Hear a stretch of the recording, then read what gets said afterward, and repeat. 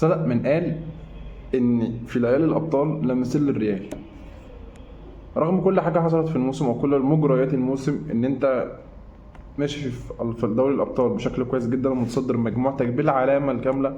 اي نعم المجموعه بتاعتك تكاد تكون مش صعبه قوي او مش صعبه خالص، بس اللي يهم في الموضوع ان انت متصدر بالعلامه الكامله.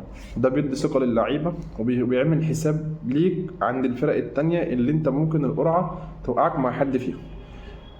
فمن وجهة نظر الأهم من ده كله إن هو بيدي ثقة عند اللعيبة بشكل كبير جدا، وبيدي ثقة عند المدرب أو بيدي إنذار لباقي الفرق إن مهما حصل فالريال موجود ومفيش حاجة اسمها أصل أنا ما عندي إصابات وأصل أنا السكواد بتاعي مش كامل. صلي على النبي وانزل اشترك في القناة، متنساش اللايك ويلا بينا. أجمل ما في المباراة امبارح رغم أنت كنت متقدم لحد الآخر وجيت في الدقيقة 84 دخل فيك التعادل، انت ما استسلمتش للموضوع وجيت في الدقيقة 88 تمام وسجلت الهدف الثالث والماتش خلص على كده. فدي شايف ان هو شيء ايجابي جدا جدا للفريق، وشايف ان هي خطوة مهمة جدا، وهو اصرار من اللعيبة والفريق على المكسب مهما كان مجريات الماتش ماشية عاملة ازاي. السبب في نقطة انا عايز اتكلم فيها، وهي نقطة مهمة جدا بالنسبة لي لان انا زهقت منها وطقت منها واكاد اكون اشمئزيت او قضيت او قول لي من او زي ما انت عايز تقول تمام. هو ليه قلابه بيعمل فينا كده؟ يعني هو قلابه متخيل الكميه او هو على علم بالكميه الكوارث اللي هو بيعملها في الماتشات. يعني انت لدرجه ان انت مش عارف تستلم الكوره وهي جايه على الهوا فتقلش منك فتروح للمهاجم بتاع يونيون برلين بالشكل يعني الواحد مش عايز يغلط والله ويقول حاجة وحشة عشان بيتكلم في فيديو او في ناس اكبر منه في السن ممكن يتفرجوا عليه او اي حاجة من الكلام ده كله. بس هل انت مدرك او متخيل ان انت كمدافع لريال مدريد نفس الاخطاء هي متكررة عنده؟ يا جماعة الفرق المتوسطة او الفرق الصغيرة في اوروبا او في الدوري الاسباني ما عندهاش الاخطاء المتكررة دي من شخص واحد في الدفاع. يعني انا امبارح بتفرج الغلط اللي هو عمله، انا كنت بقول يا رب، يعني انا كنت متوقع روديجير تمام. جت في الاعاده او جت ما بركزت قوي تمام، لقيت ان هو برضه هو نفس البني ادم، هو نفس الاخطاء اللي بيرتكبها معانا ما بتتغيرش. ف انا عايز حد يحل، انا عايز حد يتكلم مع البني ادم ده يقول يفهمه ان لا ده النادي ده كبير، النادي ده كبير عليك قوي قوي، ده مش بايرن ميونخ يعني مع احترامي لمشجعين البايرن والبايرن والدنيا دي كلها، بس ده مش البايرن عشان تيجي تغلط الاخطاء الساذجه اللي انت كل مره بتعملها. يا سيد الفاضل ده فران اللي هو 21 سنه ولا 22 سنه لعب ماتش امبارح احسن منك. فران جارسيا الباك ليفت لعب ماتش امبارح احسن منك. المفروض ان انت راجل معاك بطولات دوليه في سواء تشامبيونز ليج او ليجا في قلب اسبانيا والمانيا والكلام ده كله، وراجل دولي في منتخبك وراجل حته اساسيه في منتخبك. فتيجي بقى انت تخفرنا وتزهقنا في الكوره ان احنا بنتفرج عليها بالشكل اللي انت بتقدمه ده. يا سيدي الفاضل سيبها، واتمنى انك انت يعني عرض السعوديه اللي كان جاي لك السنه اللي فاتت اتمنى انه يجي لك السنه دي وتسيبنا وتروح في 60 داهيه. اه والله ما انا مش مستحمل ان انا اشوفك بتخسرني ماتشات مهمه، والماتشات المهمه توصل لبطولات وما هذا القبيل. علشان ايه؟ علشان كائن زي ده؟ لا، في 60 داهيه يا حبيبي. في نقطة كمان وهي دي اللي هنخلص بها الماتش بتاع ريال، اللي هو خوسيلو. دايما كنت منادي وبقول لازم خوسيلو يكون مهاجم في الفريق. انت لما بتحط خوسيلو مهاجم في الفريق انت بتحرر واحد زي رودريجو، بتحرر واحد زي ابراهيم دياز، بتدي اريحية للبلينجهام انه جاي من ورا. فلازم خوسيلو يبقى مهاجم في الفريق موجود في كل ماتش. فكرة الاعتماد على سواء رودريجو او ابراهيم دياز او رودريجو او فينيسيوس جونيور فهي فكرة فاشلة تماما. مع خوسيلو في الهجوم انت ممكن تلعب 4-3-3. مع خوسيلو في الهجوم انت ممكن تلعب 4-4-2 دايموند، والباك او الوينج اللي جنب خوسيلو سواء رودريجو او فينيسيوس فانت بتديله الاريحيه ان هو يلعب في الوينج بتاعه، بالذات اللي ظهر بعد غياب فينيسيوس او بعد اصابته وهو رودريجو اللي اظهر بشكل محترم وكبير جدا وبقى ادي الفريق وبقى مفيد للفريق عكس ما قبل ذلك. هل يعقل ان مانشستر يونايتد بالتاريخ الحافل ليها في انجلترا وفي العالم وكميه المشجعين اللي عندهم على مستوى العالم، هل يعقل ان مانشستر يونايتد وصل بيه الحال انه يبقى اخر مجموعته ب4 نقط تقريبا بس في مجموعه ما فيهاش غير فريق يا عم قوي يا عم هو تمام التمام و100 فل و10، بس هو انت مين معاك في الفرقه علشان انت حتى ما تطلعش تاني؟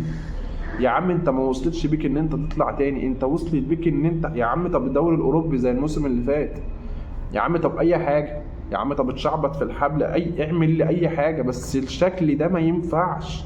يعني انت كمانشستر يونايتد تروح تخسر من بايرن على ارضها، وتخسر من بايرن على ارضك، وتخسر من كوبنهاجن ولا في اخر الدقايق. ايه يا حبيبي؟ انا بقيت حاسس ان الفريق او اللعيبه اعداء نفسهم، ان هو مش عايزين يطلعوا بالفريق اللي قدام. الاخبار اللي بتطلع من الصحافه في انجلترا بتقول لي كده، تقول لي ان الفريق لا مش عاجبهم التمرين اللي مع تنهاج. يا حبيب قلبي انت التمرين اللي مع تنهاج اركن لي بقى تنهاج مع جنب، عشان ده احنا مش هنتكلم فيه تاني، تمام؟ وهنمسك واحد واحد او هنمسك الفريق ونسلخه. اركن لي بقى تنهاج ده عشان خلاص احنا شبعنا من الكلام فيه، تمام؟ وهو مش هيعدي المسؤوليه اصلا. فكفريق او كلاعيبه في الفريق ما بقتش على قدر من المسؤوليه بتاعت انها تشيل فرقه. يعني واحد زي برونو فرنانديز ده ايام رونالدو كان انا فاكر ومقتنع بكل كلمه انا هقولها، ان هو كان بيتنك وشايف نفسه. حتى لما كان في البرتغال في كاس العالم، وكان الفيديو اللي اتنشر له لما كان رونالدو بيكلمه ما كانش عاجبه كلام رونالدو. واحد زي برونو فرنانديز ده المفروض ان هو كابتن الفريق، حلو؟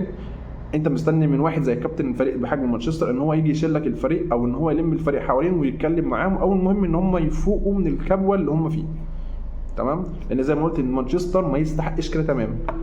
ده سولشاير كان الفريق معاه كده، ولا فان خال كان الفريق معاه كده، مورينيو ما كانش الفريق معاه كده، مع ان برضو كان في كوارث بتحصل في الاداره وكل حاجه، بس الفريق كانش احسن. يعني كان احسن من كده بكتير جدا. يا عم ده كفايه ان في ايام فترات مورينيو الفريق واخد بطوله دوليه اوروبيه اللي هو اليوروب ليج في 2017 تقريبا.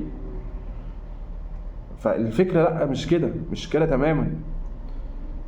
يعني احنا ما صدقنا ان ماجواير فاق وخد احسن لاعب في شهر نوفمبر في الجوله في الدوري الانجليزي، تمام؟ فما صدقنا انه فاق، بس بقى ليه بقى الفريق ما يفوقش؟ ليه بقى الفريق ما يفوقش؟ فالفكره كلها مش قادر استوعب. طب ليه واحد زي راشفورد، تمام، الجوهره من ضمن الفريق او من ضمن اللعيبه اللي موجوده دلوقتي، فيعتبر ما هو الا راشفورد وجرناتشو اللي هم دولت اللي طالعين من النادي، طالعين من شباب النادي بمعنى اصح. فانا شايف، انا كنت راشفورد ده كان زمان انا كنت شايفه ان هو مثلا هيكمل مسيره كريستيانو وهيشيل النادي على كتافه ويطلع يجري بيه. انا شفت النهارده او شفت في الايام دي بمعنى اصح، لا ده مفيش خالص، ده على الله حكايته تماما. جرناتشو الاحسن واحد في الفريق او اكتر لاعب انا مقتنع بيه في الفريق. اركن لي بقى ان قدوته رونالدو وبيقلد احتفالات رونالدو وكل الكلام ده كله واللي بيتقال عليه والكلام ده كله، بس الواد مركز في الكوره بشكل كبير جدا. الواد عايز يعمل لنفسه تاريخ وعايز يصنع لنفسه مجد كبير جدا حقيقي، عكس البهوات التانيين اللي المفروض ان هم نجوم ويقال ان هم نجوم في الفريق، تمام؟ لا بس جرناتشو حاجه تانية ومختلفه تماما. وكل فيديو هاكد على المعلومه دي، ان الواد ده يستحق اساسي، يستحق ان هو ما يطلعش اصلا من الملعب. لان انت اصلا لو طلعته من الملعب ولا من الوينج بتاعه هتلعب مين؟ هتلعب راشفورد؟ هتلعب انتوني؟ هتلعب مين؟ مفيش. لا يبقى انا بقى الواد ده ينزل لي بحماسه، تمام، والاداء اللي بيدولي في الملعب، وانا اكسبه بقى في الحته دي بصراحه. اما باقي اللعيبه فيما عدا ماجواير اللي هو يعتبر فاق شويه وبقى يعني مستوعب الموضوع شويه، فالاثنين فباقي الفريق فعايز يتلم كده مع بعض ويتكلمش كده ويترمي في اي باسكت زباله. بس كده بصراحه. وصلنا للنهايه، وباذن الله مش هتبقى اخر النهايه. اتمنى تشوفوني الفيديوهات الجايه وحضراتكم بالف خير. زي ما قلت وزي ما وعيت في كل فيديو، ما تنساش دعمك ليا باشتراكك في القناه، وما تنساش انك تضغط على اللايك، لان ده بيبقى شيء محفز ليا بشكل كبير جدا. هاكد عليك تاني انك اوعى تنسى انك تشترك في القناه، واوعى تنسى انك تضغط على اللايك. مفيش حاجه هتتقال تاني غير سلام.